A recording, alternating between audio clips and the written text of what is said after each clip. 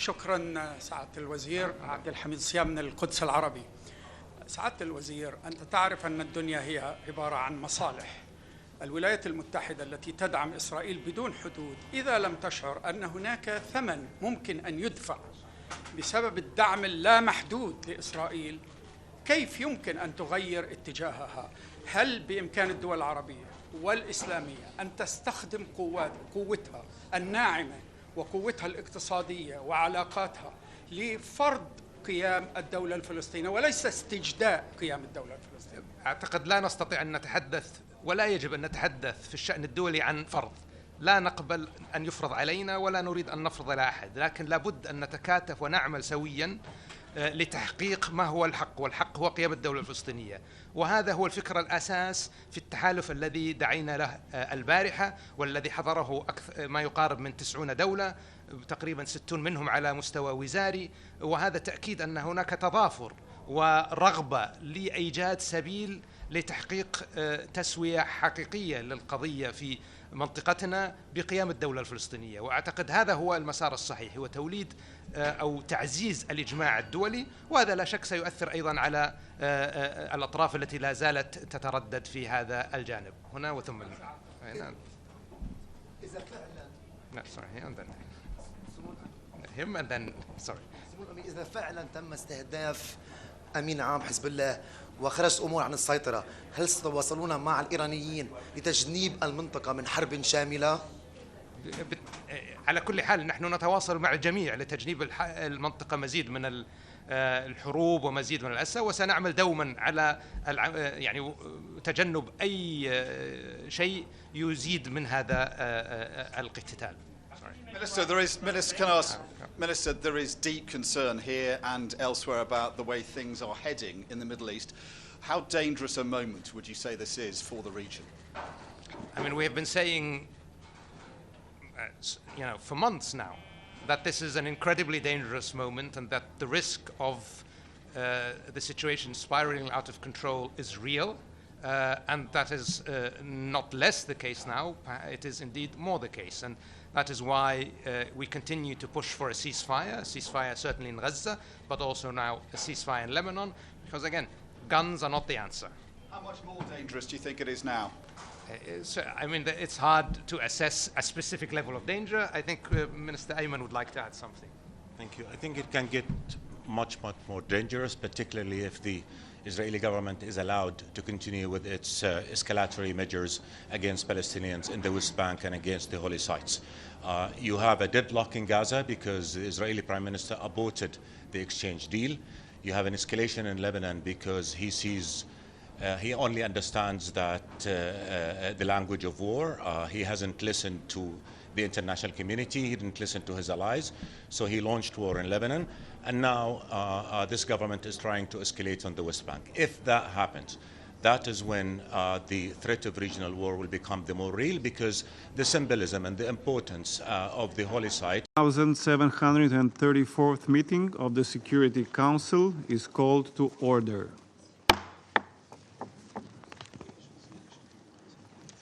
The provisional agenda for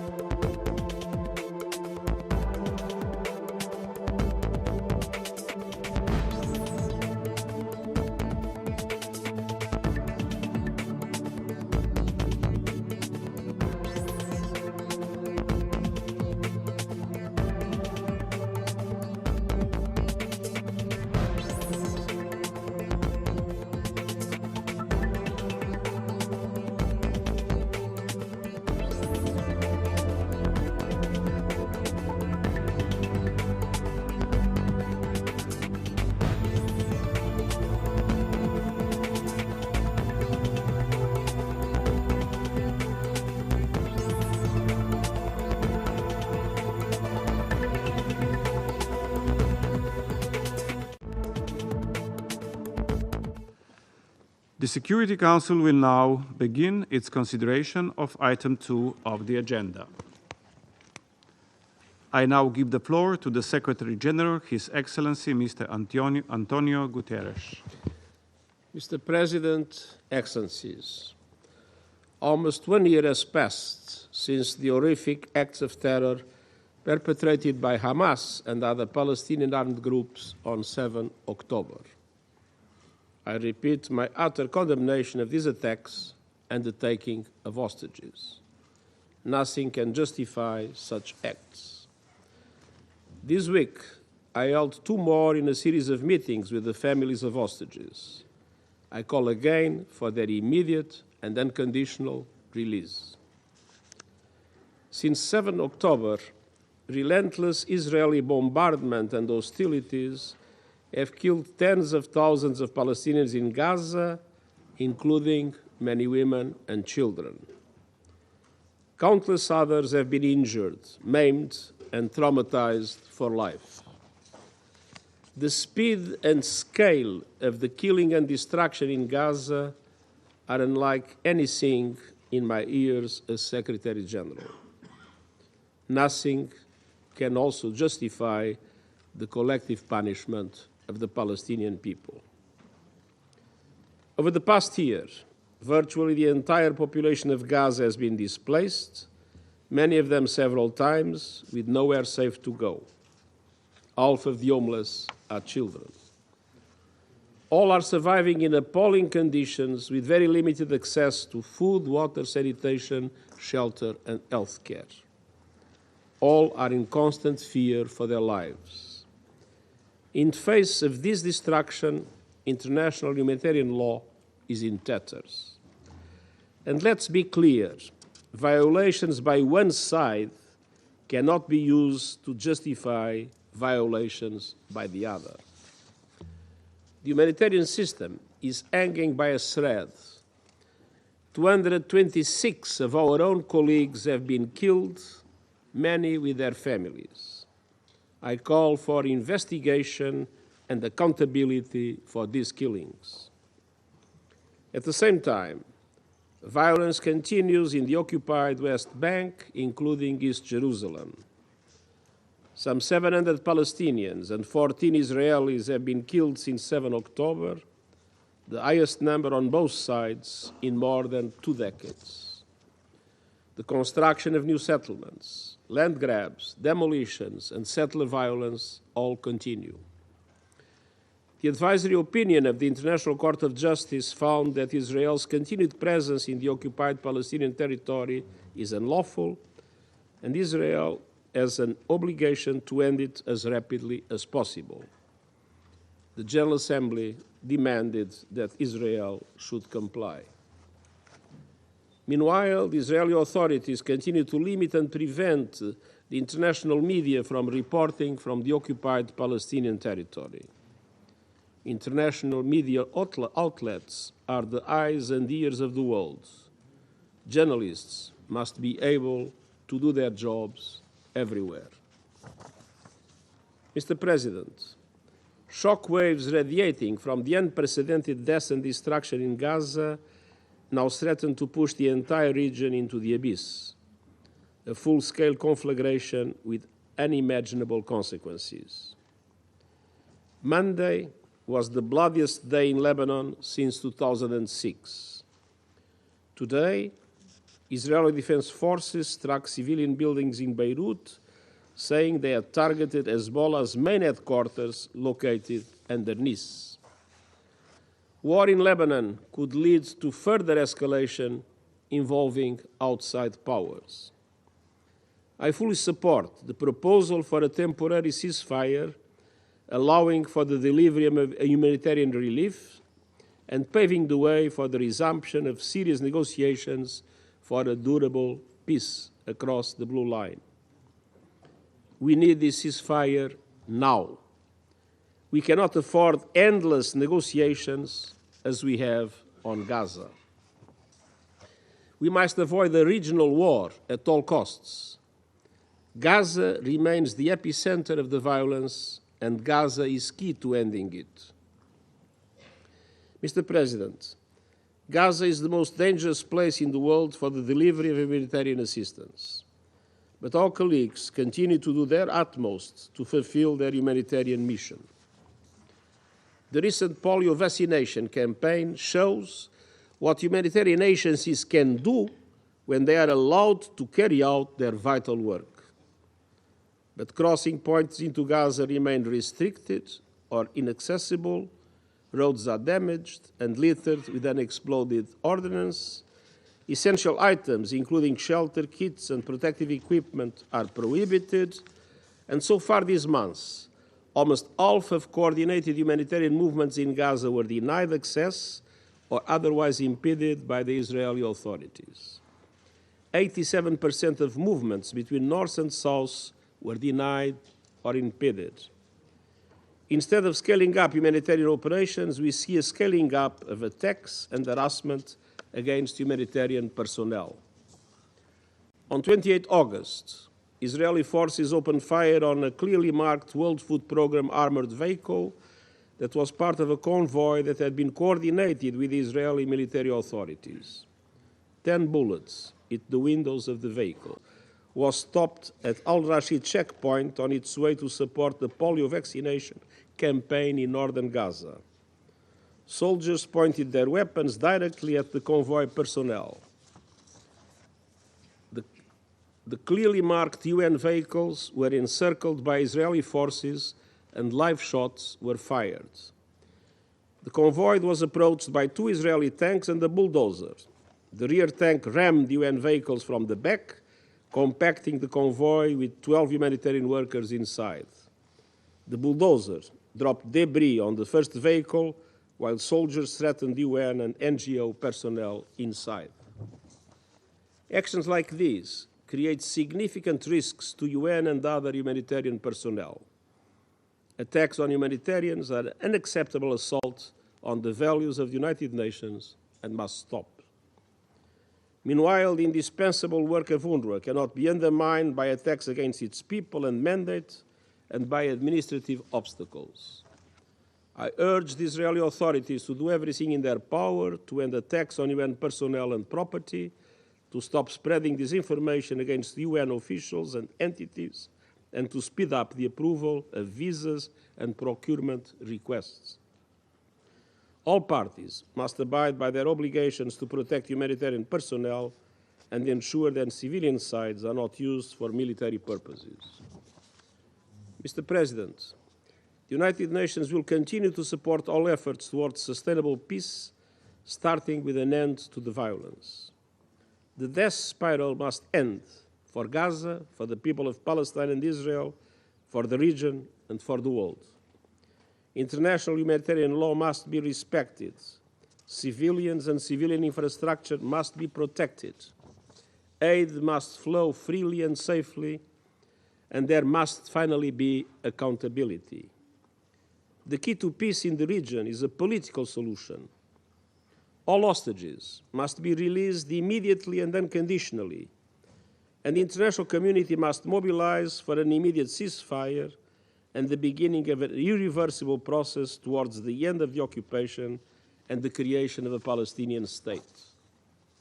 I urge the Council to unite in support of an immediate ceasefire leading to a viable two-state solution. That is the only way to end this cycle of tragedy, and I thank you. I thank the Secretary General for his briefing. And now I give the floor to His Excellency, Mr. Mohammed Mustafa, Prime Minister and Minister of Foreign Affairs and Expatriates of the Observer State of Palestine. Thank you, Mr. President.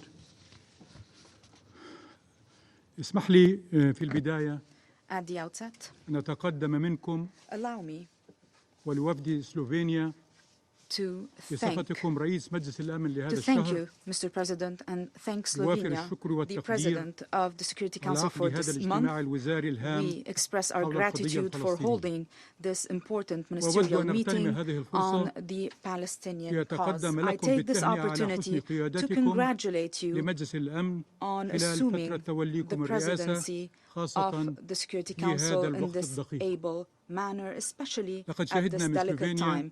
مواقف مشرفة Slovenia has had الوقوف إلى جانب honorable القانون positions. الدولي You stood والحقوق التي beside يكفلها هذا international القانون law and the rights ولكم منا guaranteed by كل this law. الاحترام We والثناء. express all our gratitude كما and our أود أيضا respect to you. نتقدم بالشكر والتقدير We would also like to للأمين العام express للأمم our المتحدة thanks and appreciation to the على Secretary قيادته General الحكيمة of the United Nations لمنظمتنا for his wise التي leadership تتعرض of لهجوم this وحملات organization تشهير that has been the غير victim مسبوقة of attacks على يد and إسرائيل. defamation, unprecedented نجد امتنان defamation لكم by Israel. نجدد امتناننا We لكم renew على our شجاعتكم gratitude towards وحرصكم you for your على courage, الحفاظ على مصداقية for هذه maintaining المنظمة the وفاعلية credibility of عملها this organization والاستمرار في and the تقديم العون effectiveness of والإغاثة its work وحشد الدعم for لرفع continuing to المعاناة provide عن شعبنا assistance الفلسطيني for mobilizing رغم support تكلفكم to alleviate the عناء suffering of هذه the المهمة Palestinian people. والمسؤولية ورغم فقدانكم لزملائكم Although you في قطاع yourselves غزة have lost الذين هم colleagues إخوتنا in the Gaza Strip, وأخواتنا ورغم استهداف colleagues that إسرائيل are للأمم our own المتحدة brothers and ومقارها sisters, وأماكن and although الإيواء Israel targeted the وموظفيها United Nations, خاصة وكالة الأونروا its لكم facilities, منا its كل shelters, التحية its والاحترام employees, especially والدعم. UNRWA. We السيد salute you الرئيس and we salute your أصحاب sacrifice. السمو والمعالي Mr. President, والسعادة Your لقد Excellencies, مضى عام كامل على العدوان a الإسرائيلي whole year على has شعبنا passed في قطاع since the غزة beginning المحاصر of the Israeli والمدمر aggression against our people in the Gaza Strip. 360 The يوما Gaza وليلة Strip that has been destroyed الرعب and sieged, والقتل 365 والنزوح days and nights of والدمار terror, of killing, والمرض of displacement, والألم of destruction, والجوع of disease, والقهر of pain, of واليأس hunger, of والحزن despair, of والحاجة sadness, of والحرمان need, of deprivation. وفوق هذا التجريد And on top وفوق هذا وذاك of all of that, التجريد من الإنسانية they've dehumanized والكرامة. us and they took away our dignity.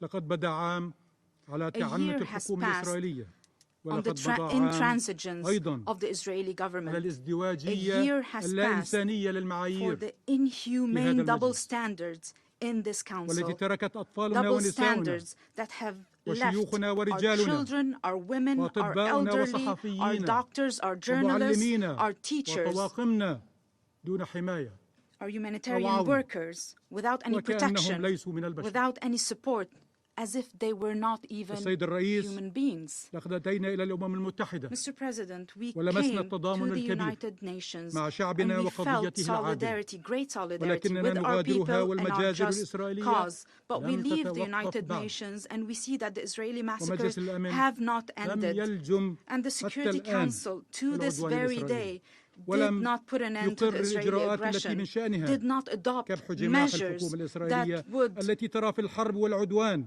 put pressure to bear on the Israeli استراتيجية government للبقاء في to put an الحكم. end to this war, to this فبعد أن aggression. دمرت كل غزة They've بالكامل destroyed Gaza واجتاحت مدن الضفة completely. الغربية ونكلت They've في شعبنا invaded الفلسطيني الأعزل cities in the West نراها Bank. اليوم تفتح نيرانها على الشعب They've اللبناني attacked الشقيق unarmed Palestinian citizens, وتستبيح and سيادة today لبنان we see them firing on the في Lebanese خرق people. صارخ They're لميثاق violating الأمم the sovereignty المتحدة of والقوانين Lebanon, الدولية blatantly violating وتصرف the UN كدولة Charter خارجة عن and القانون international law. They are لأنها acting as a مقتنعة rogue state لأنها دولة because فوق they are القانون convinced that they are above the يحق law لها ما لا يحق and لغيرها they are entitled to things that other وكيف لا countries are تكرر not إسرائيل entitled المشهد to. العدواني So في how would they لبنان not repeat the طالما same أنها لم aggression تعاقب in على Lebanon جرائمها if في they were not فلسطين held accountable for their crimes in ولم Palestine يفرض عليها الانصياع and that they were للمطالب not بوقف إطلاق النار forced في غزة to comply ووقف سياسة with the العدوان ceasefire in وردع Gaza, إرهاب المستوطنين في with الضفة putting an الغربية end to the بما فيها aggression, القدس with putting an end to the terror السيد الرئيس from إن settlers in the إسرائيل West Bank, مستمرة including في East مخططها Jerusalem. العدواني Israel حتى تجر continues with المنطقة its بكاملها aggression نحو so حرب that it مفتوح. pushes the entire region